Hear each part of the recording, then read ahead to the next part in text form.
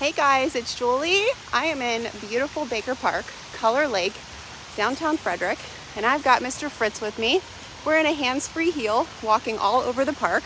My favorite thing to do with dogs is the off-leash heel. So I've got the leash attached to my waist for a nice hands-free walk. Not holding the leash, even in a place like this, gives you more practice with the e-collar because people are so used to tugging on the leash and they're so used to dogs being at the end of a tight leash. All of our training is on the e-collar. So I tell my owners, if you strap your leash to your waist or your belt, you have that layer of safety. You're complying with the leash laws, but it gives you more practice with your e-collar. If he moves out of heel position, I can tap my tone or my stem and it will bring him back rather than constantly tugging on the leash. So it's a really nice way to communicate with our dogs, even with people walking by. That's why we come to this park, because there's people, there's cars, there's dogs, tons of squirrels over here, ducks in the lake. We want to see how our dogs are going to do with all of these distractions. Again, that's where the e-collar comes into play. It has a wide variety of levels, so if our dogs are really amped up, really excited, chasing a squirrel, you can go to those higher levels to break through that fog and intensity. But for communication levels, when he's nice and calm, we're at low levels, under 15. So I could walk a dog all day like this, hands-free, one hand holding the camera, one hand holding the remote. If I wasn't filming, my right hand would have a nice hot latte.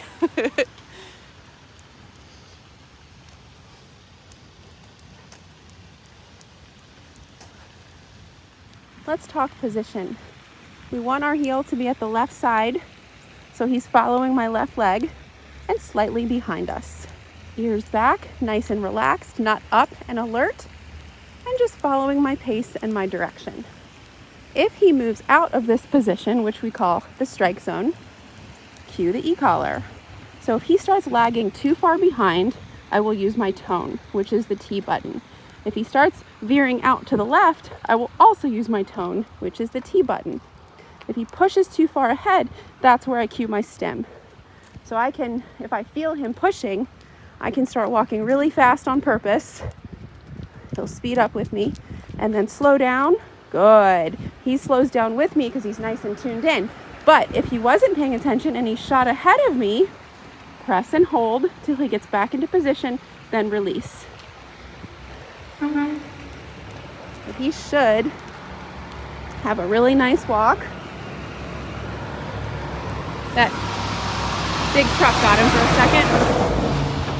But we teach our dogs, if they're scared of cars, stay in heel and nothing's gonna hurt you.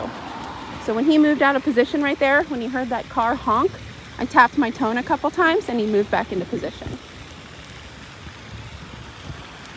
So this is a beautiful heel position all over the beautiful park.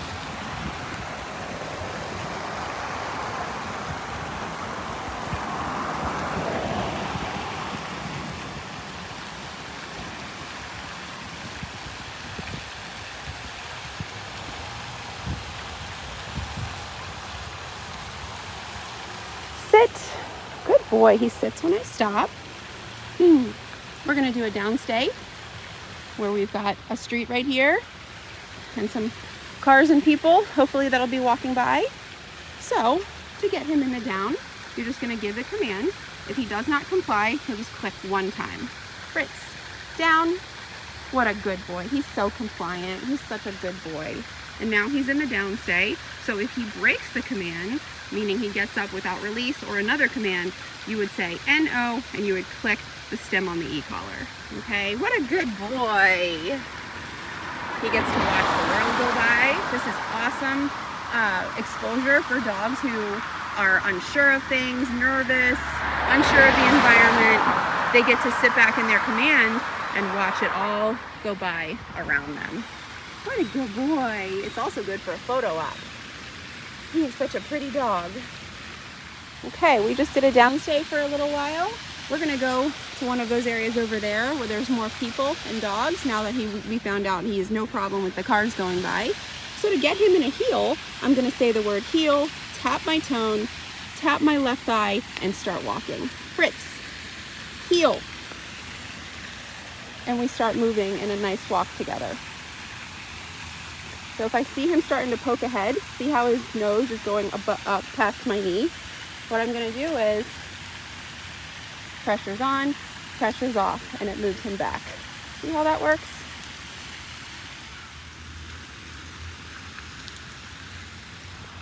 Okay, we've got some distractions, people and a baby stroller. I see some other dogs over there, and I see some squirrels running around. This is all week 3 is taking him out, proofing, and making sure he can still listen in the real world with distractions.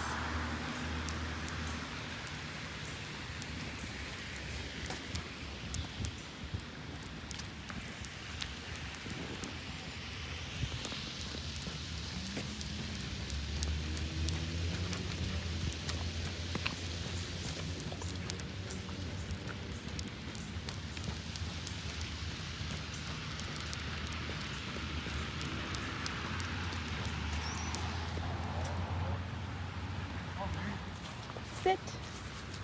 Good boy. Down. What a good boy. Practicing our down stay with things going on. Here comes another baby stroller and more people walking. Again, just want to make sure our dogs can listen in a place like this and not just inside the training room.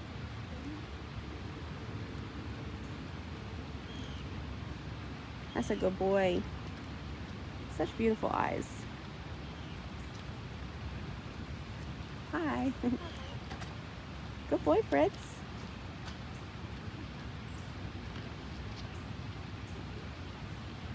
Stay. Let's see if we can do a recall. So to get him to me, I'm just going to tap my tone and say, come. Come. Good boy. Sit. Perfect. You are so smart.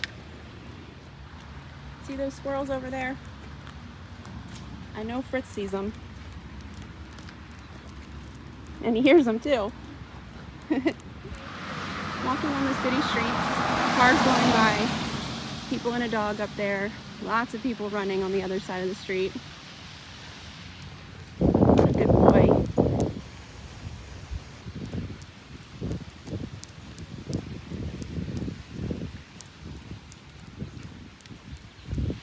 Cute, there's a little puppy over there too.